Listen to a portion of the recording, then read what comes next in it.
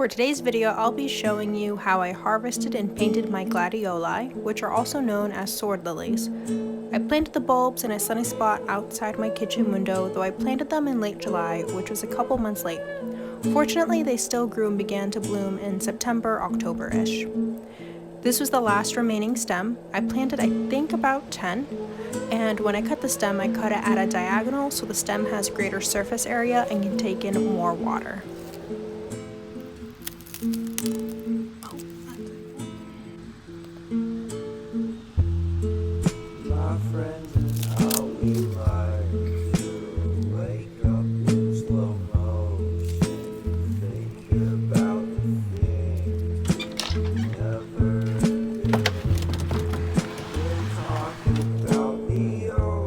I had already cut some stems and placed them in a vase a few days prior. To keep the flowers looking fresh, I removed the dying flowers and cut the stems again. I would do this on a daily basis, usually during my lunch breaks or in the morning before I started work.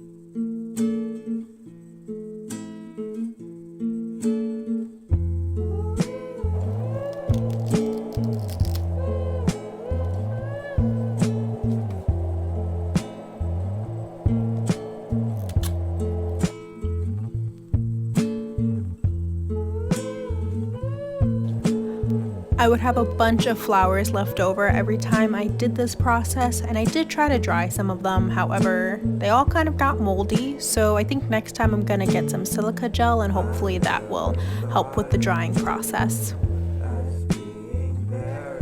Whenever I'm going to cut my plants, I try to remember to disinfect my cutting tool first to prevent any spreading of diseases.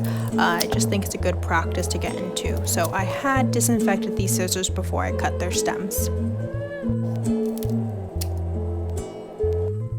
Next, I brought in some clean water and tried to arrange the flowers, and it kind of looked like crap initially because the flowers all face one direction, and so they would flop over.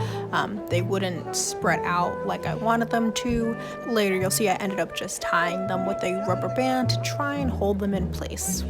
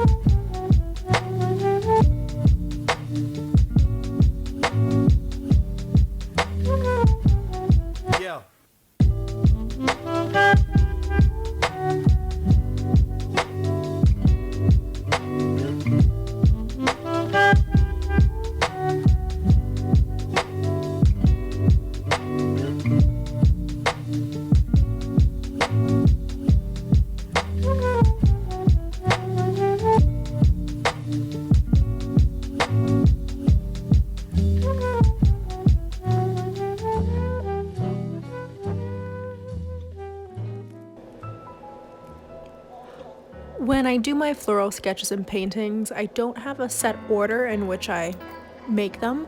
I almost always start with pencil, however. I don't need the lines to be exact, these are just guidelines for the ink and the watercolor.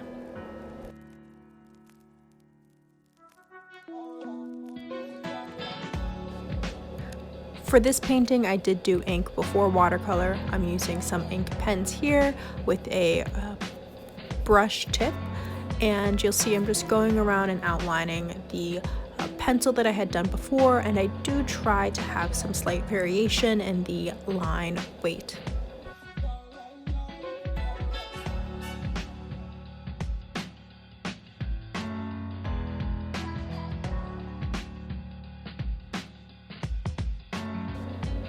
Before I actually put paint on the paper, I like to do some little swatches.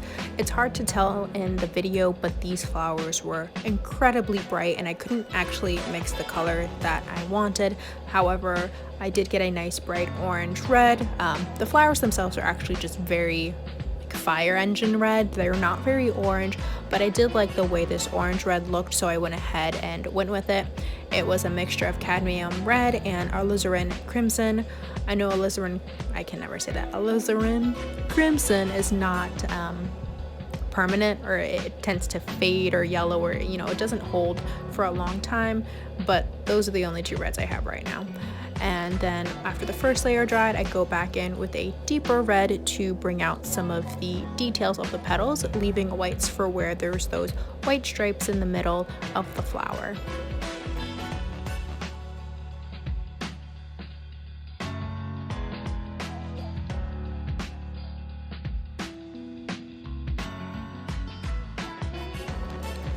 After the watercolor had dried, I went in with some gouache mixed in with cadmium yellow just to, I don't know, deepen the colors a little bit.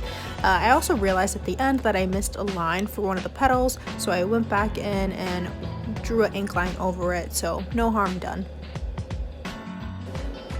Here's the final product. I did go in and alter the photo so that the saturation was a bit deeper, so that it actually looks closer to what the real flowers and painting look like in person. I'm overall very pleased with how this came out. I actually wish I did it on a piece of paper, loose paper, and not in my sketchbook so I could hang it up, but I have already painted on the other side of this page.